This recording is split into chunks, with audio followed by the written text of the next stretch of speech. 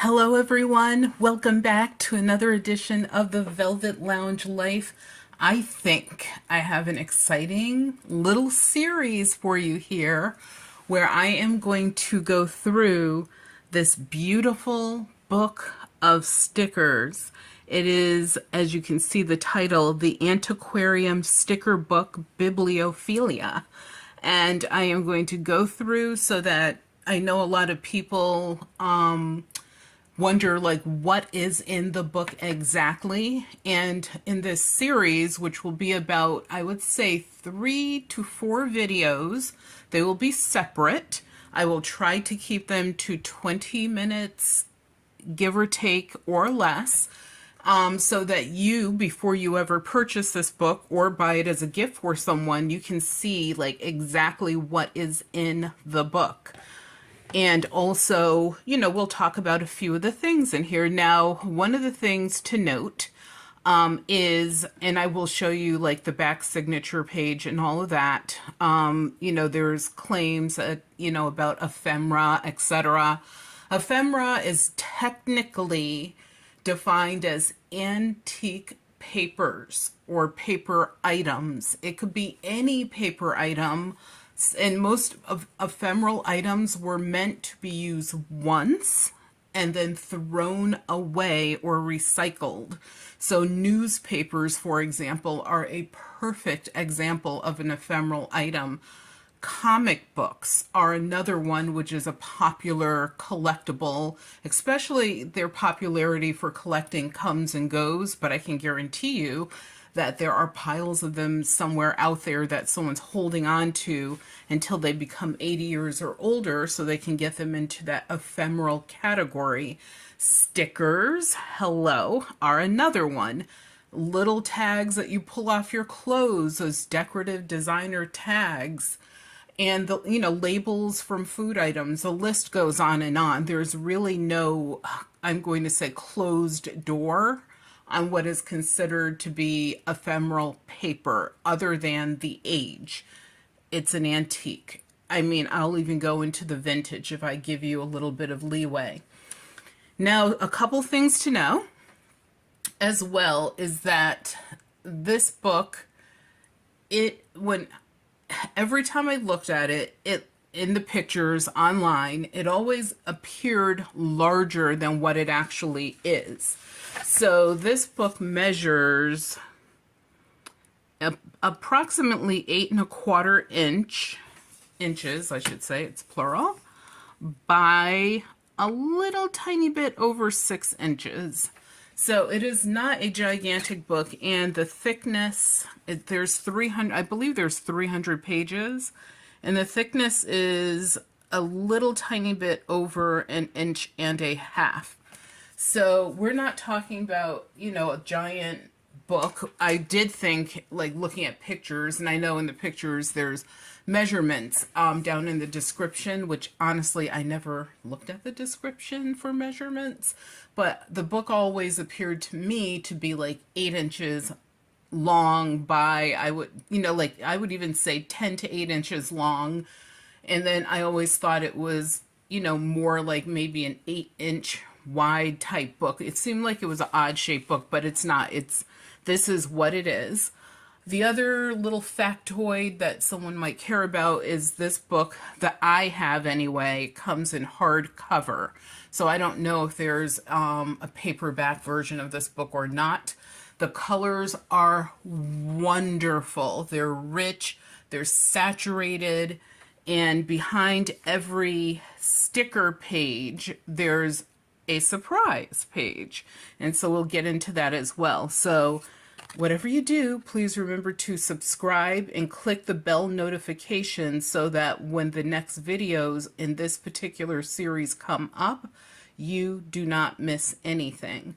And I will probably publish like one video every 2 to 3 weeks or so, because I have other videos that will be in between that on junk journaling, buttons, etc.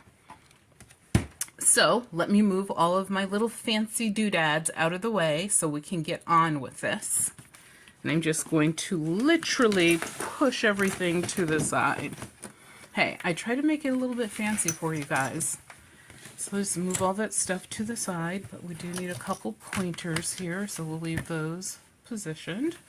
So the other thing to look at with this book, the back cover, you know how I am about back covers, and it tells you right here, US cost $25.99, Canadian $34.99, and I don't know about other countries. I do know that this book is made in China, which we can actually see. And look at this. Remember those pieces of paper I told you about when junk journaling?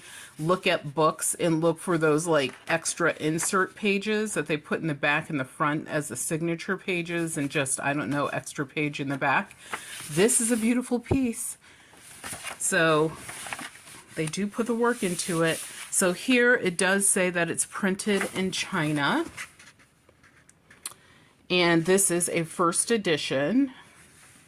And also the designer of this book is Tae-Won Yu. And the images are acquired by Tae-Won as well as Caitlin Hunter. And it does talk about, like, in this area where they got the images. And I don't know how actually, if images are over, I believe it's 200 years old and predate, I think, 1922. Do not quote me on this. Look it up as far as like copyright rules. There are age limits, whereas you are able to use those images like with no problem, basically. And even look at this back page where it says the end with the cute little fairy. How cute is that? Super cute. So let's go to the beginning of the book. So once again, beautiful page right here. So what is a sacrilege to some people in regards to this book is if you were to actually use the stickers, that would be evil to them, as well as obviously cutting any portion of this book apart. So something that you might want to consider if, you know, that's something that would hurt your feelings is to purchase 2 copies. Or I was lucky enough where someone gifted this to me. Thank you, Miss D. And what you can do is do that. And especially if you end up with a first, like this is a first edition, then obviously the first edition is the book that you want to keep through prosperity and pass on to your heirs, I guess, or donate to a library or whatever it is that people do with things. And I will tell you, be cautious when donating books to libraries, because when they become obsolete or their inventory becomes gigantic, heavy, and unmanageable, what happens is they do discard the books, and then people like me go and acquire them and use them sometimes to keep in my own library, and other times they are used for art projects. So just something to know. I mean, if it's a work of, let's say, Charles Dickens, and it's a first original copy, obviously they're going to keep those types of books forever. So anyway, opening this up, this is what the inner first page looks like. And even the printing itself is pretty freaking cool. It says an illustrated compendium of adhesive ephemera. Love the wording. Very, very few words in this book, but the words that they use are awesome. So it starts off with a bit of awesome sauce with the bee lady. So I know there are a lot of people that make bee themed junk journals. How cool would it be to have her on your cover, front, center, or somewhere in your book? And then you have weird illustrations such as this duck with her bonnet and her cape on. And of course she has a kerchief around her neck. I don't know what this symbol means, this hand symbol, but I think that these are maybe American sign language symbols, but don't quote me on that. If you guys know, please let me know down in the comments if those hand signals are American Sign Language and if you know what they mean. And then here we have, you know, representing the plague, a version of the plague doctor in his plague mask with a weird hat, which is supposed to save him from getting sick. and or Black Death, some of them called it as well. And I thought that they usually dressed in black, but I have a feeling that that's a romanticized version and that this is more so what they probably looked like, especially because the maker of this book did seek out historical pictures, drawings, artwork, advertising, you name it, as their sources for what you see in this book. That's why this cat has something on his collar that says 5 cents. And then you have this weird, almost 1960s groovy, which I thought was very interesting. And I love the owl. And then once again, cool lady with her Halloweeny costume on with snakes, lizards, frogs, mice crawling all over her. A tiny little black cat, I think that's a black cat, on her shoulder. And then there's an owl peeking out of her broom. So just looking at, and I have no clue what this box is, but I mean, just looking at the details, pretty amazing. And that this is what I was telling you about earlier. So you have your stickers, and these are unstickable stickers. So you can see they are truly stickers, and this whole page is a sticker. So you could peel this off if I can do it quickly enough. And if it takes, oh, there you go. So you could peel this off completely and end up with this piece of, it's still shiny and it's slippery paper, so you would have to do something or use a special glue to stick onto it or write on it with a permanent marker.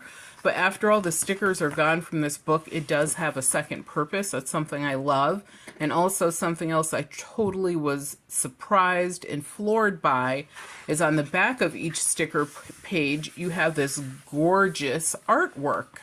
Now, I don't know what the origins of this artwork is. It may be something that was created by the maker of the book, or maybe it's a replica of some artwork that they found. I don't know, but that is a surprise. And then here we have, you know, more beautiful, beautiful illustrations, like this kid in the broken egg. How neat is that? It's weird. It's kind of creepy because Victorian, pre-Victorian artwork could be that. And it was okay. Gorgeous florals and botanicals are included. Look at this weird ass fish. Oops, excuse my French there. Love the lady in the globe. I could create a junk journal just based on the lady in the globe. And then here, you do, as I stated, not a lot of text, but where there is text, it's, you know, obviously something they really thought about before they put it in the book. And this is from Moby Dick, Herman Melville's book, so it's a quote from that. And then guess what you have down here, a giant blue whale. Why isn't it gray? Because I thought Moby Dick was gray. I don't know, but choices. Maybe they couldn't find a gray whale. And see, once again, you have these pages in between. And then they do have alphabet pages A through Z. Now, one of the things that I noticed, and my husband also noticed, is we don't know why some of these things, like this page represents the letter A. So you have over here what appears to, and it is an ant. It's a big ant. If I saw this, I'd run and scream and be scared. But then you have the lady with the extended neck. I don't know what that means, unless there's a malady that's named, medical name has something to do with an extended neck. And then here you have this, what appears to be a black crow or a black, I want to say raven, but it seems small for a raven, pecking at whatever this is. So we don't know what that has to do with the letter A. The apple is also obvious. So if you have any clues like what that means or what this means or what you think they mean, please leave those meanings down below in the comments. And then we flip over here and we have, again, wow, the imagery is crazy. This hyena, which is one of my least favorite animals. But then look at the little lady. And she's like dressed almost like a floral ballerina fairy, sort of, without the wings. And this little flower, which I believe is hemlock, is her little parasol. And then here you have this little Red Riding Hood, who kind of looks a bit creepy herself. And then cute cats that are dancing. This boy, and it says, "May Easter bring thee many, many joys." The writing is small, so that's why I'm like struggling. But may Easter bring thee many joys. And so you know that came from an Easter card. So their resources they used for the book were definitely varied. Look at this lady or girl inside of what appears to be a sunflower. And of course, some sort of patriotic symbolism is added there. The two guys who I believe are exercising. I think that these are two exercising soldiers at the bottom using apparatus we definitely would not use today. This is a clip. You would use these clips to hold maps or pieces of fabric down on a table. I should have brought out a couple because I have clips myself, not in this. I've had the hand, but I have other designs of them. I have one that's a butterfly. There's like different designs. And then here we have a silhouette. It's the first silhouette in the book. And then look at the little cluster of owls. So freaking cute. And then we have, like I said, a little more text.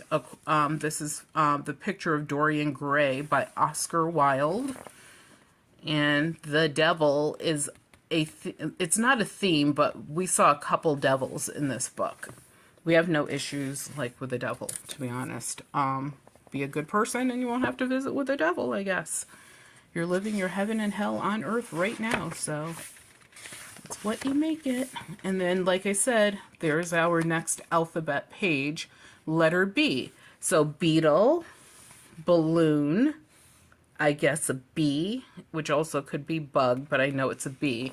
So all of the bees make sense. We know exactly what those represent. And look at this fancy bee right here. So what are some of the things that you guys would do if you had a book like this? Would you actually use the items that are in it? Like take the stickers out? Would you actually like use it, which is the purpose? Would you buy two of them and use one and keep the other? What are your ideas? And what would you do with these stickers? And this lady I love. I have no idea why, but she sort of reminds me of an opera singer, but then she's on her toes, sort of like this weird ballerina, simply because, hello, so corseted. The frame of this dress underneath must be crazy. And look at the little baby coming out of a shell. It's sort of like a birth. And the weird one, why is a guy standing on the woman's shoulder? Oh, it's because men can't get anywhere without standing on our shoulders? I'm only saying that. But then you have this. So obviously these are circus performers. I've seen this image before where the lady with the bird's body, I've seen that before. And so, like I said, definitely circus performers, because on this page, it's dedicated to contortionist, gymnast, you name it.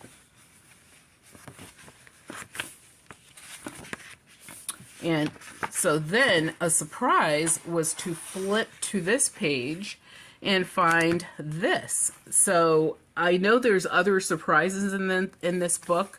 And to be honest with you, I went through this book, not the whole book. I went through it maybe in 4 minutes, 5 minutes.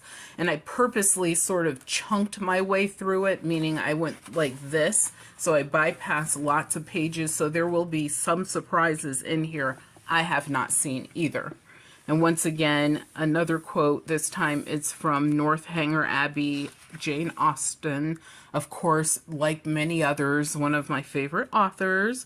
And look at these, the gorgeous, I mean, this is Audubon style, like bird drawing. Like, it's so pretty. It's so amazing. And for the shoe lover, my hope is that there's something in here for the boot lover. And the squirrel with the little teeny baby child, so cute, and the ladies in the fancy dresses. And then we go here and we have the letter C. And the C, we have the, we guess this is these are cats, even though they're tiny like kittens. And then you have a cat here, a cat here, cats doing a variety of things in this beautiful little like motif in the center. And that page is definitely dedicated to cats. So, like I said, some of the lettering we could figure out what the alphabet letter meant, and others we could not. And I do love this. You could definitely put this in the middle of like some feature in a junk journal, or even on the cover if you wanted to. Love, you could separately do something with the word truth. And, you know, we have this weird looking individual that's partially dressed. Not my favorite in the stickers. This apple definitely better than the apple that was represented with A, and they love it so much they had to show the inner core. So that tells me that this probably came from a book that dealt with maybe fruits, vegetables, botanicals, something like that. And obviously, the maker of this book decided to represent both sides of that art. Absolutely stunning as well. And we're going to finish up in just a minute. And we will end on the letter D, which has a group of dogs. And I think they are so cool, so spiffy. They're spiffed out. And then we have what is, I believe, the devil, a dove, and a dancer. So those were all easy to figure out as well. So I would like to thank you for going on this journey and look at what we have coming up next. And hopefully you guys will subscribe to the channel. It's very easy. It's always free. Just press the subscribe button that's, I believe it's down near the title of the video. Also in the comments, please answer some of the questions posed in this video, as well as if you have any questions, please ask them. I am more than willing to answer anything I can. And also just to know that they do have all sorts of like copyright rules in this book where you cannot reproduce any part of it without permission. So if that is one of the questions, if I would send you something like a picture of something, I won't be able to do that out of respect for the creators of this great book. But thank you so much for tuning in to the Velvet Lounge Life. Remember that your health is your wealth, and without your health, you have nothing. So please take care of yourselves and be well.